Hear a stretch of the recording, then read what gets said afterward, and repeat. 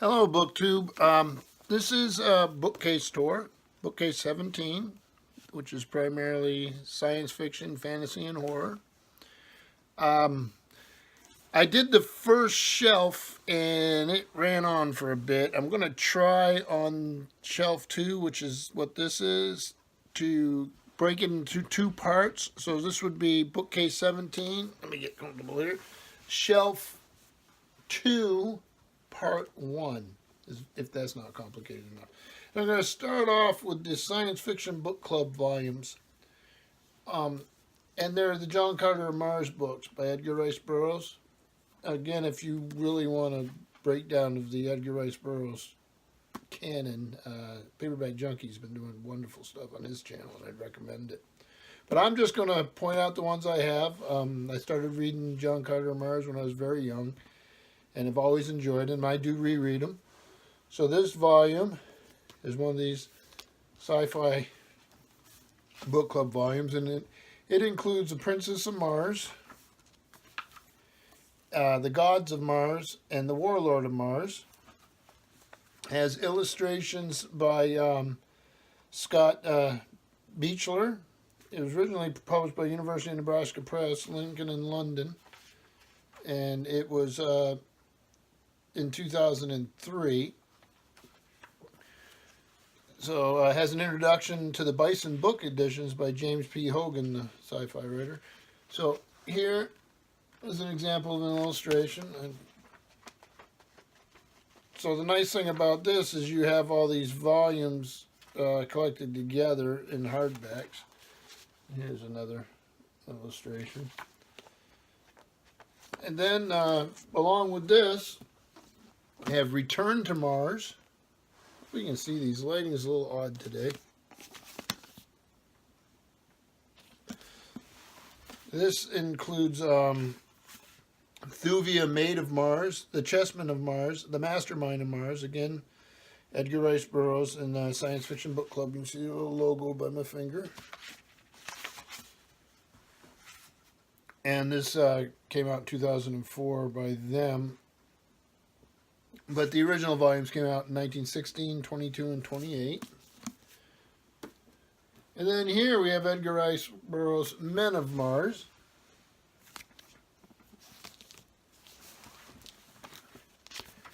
And this one includes A Fighting Man of Mars, Swords of Mars, and Synthetic Men of Mars. Again, Science Fiction Book Club, 2006.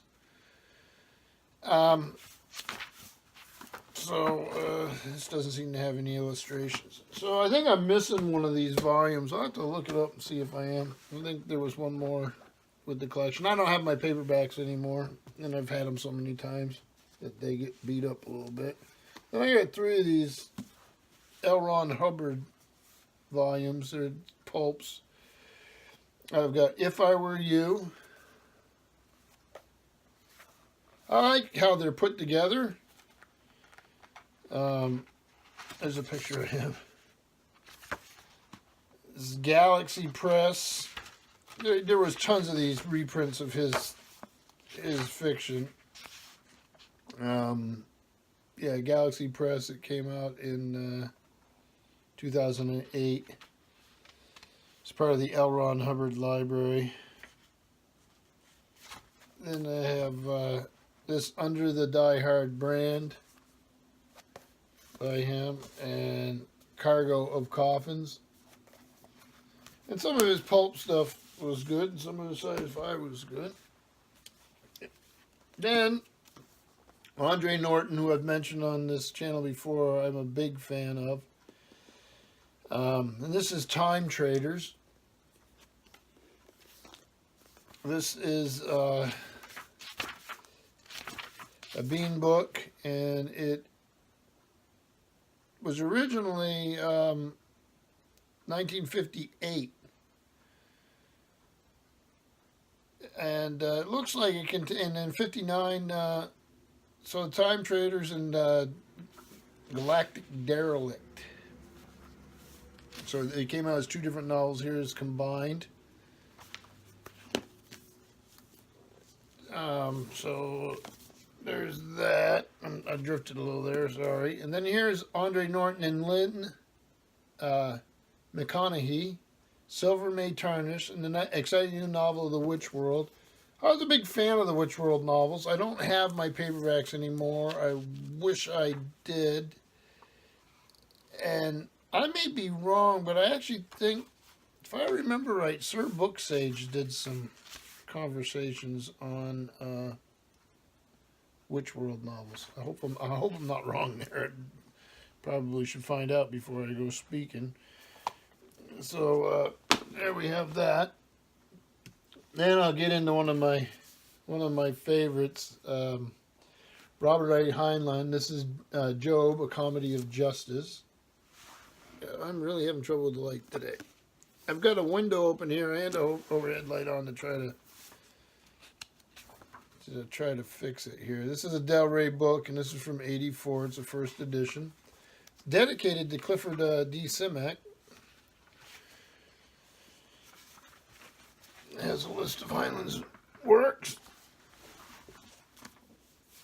and whoever or whatever obviously never intended to let Alex get back home to Kansas. It all began with that firewalking gig in Polynesia. After negotiating a bed of hot coals with only a small blister, he suddenly found the world changed around him. Instead of being Alexander Hergensheimer, minister of a fundamentalist church, he was now supposed to be Alec Graham, carrying underworld money and in the middle of an affair with a charming stewardess, Marguerite, the only good thing about the whole business. Life changes. Then I have more of these science fiction book club things. This is To the Stars, Robert A. Heinlein. You can see the Science Fiction Book Club logo. I used to have tons of these Science Fiction Book Club volumes, and I always thought that they weren't super well made, but they were made better than the paperbacks, and now I have neither in a lot of cases. So this volume includes Between Planets, The Rolling Stones, Starman Jones, and Star Beast.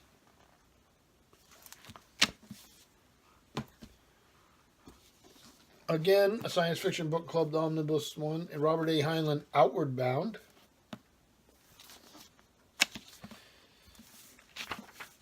And this one contains Have Space Suit Will Travel, Starship Troopers, and Podicane of Mars.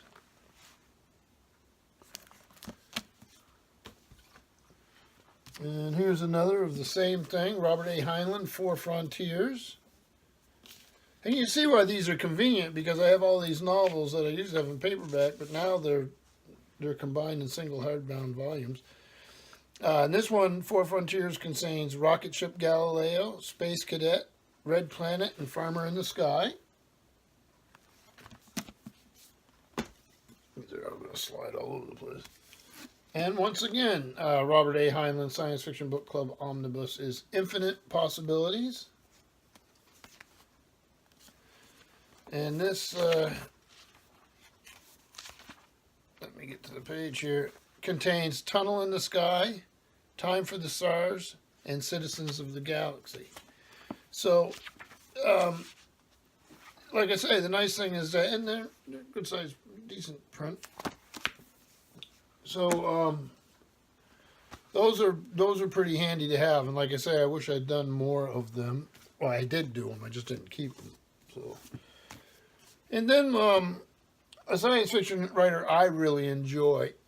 And I don't have as much of his stuff as I would like to, and that's Arthur C. Clarke. Childhood's End is one of my favorite novels, and I enjoy many of his books. So this here is Arthur C. Clarke, 2010, Odyssey 2, and there he is. And this is Del Rey book, Ballantine Books, New York. And this is the first edition of 1982, but it looks like it's the third printing. So we continue the story of the Space Odyssey, which was a movie and a short story and all that, or novella. Then we have Arthur C. Clarke, 2061, Odyssey 3. I'm not getting the light very well on these, am I? This, the Del Rey book, Ballantine Books, and this is 1987, first edition, and this is the first printing. And then we'll finish up here. This is Arthur C. Clarke, called by the Times the Prophet of the Space Age, and this is his collection of nonfiction called Greetings, Carbon-Based Bipeds. And there he is right there. Big old thick thing. Love the title. This is HarperCollins Publishers in London, and it's Voyager Books, 1999. This is the first printing. The sections of this are 1930s and 40s, Rockets and Radar. 1950s, Beneath the Seas of Ceylon. 1960s, Kubrick and Cape Kennedy. 1970s, Tomorrow's Worlds. 1980s, Day of Execution. 90s, Countdown to 2000, which would be important to him. And then Postscript, 2000 and beyond. So you see each section has a lot of different articles, and I enjoy this. There's also some photos in here, which are sort of fun. A section of photographs. I don't know if you can see there. So this is, they're making it a little shorter here, a little more manageable. This is Bookcase 17. This is shelf number 2, part 1. So thank you, BookTube.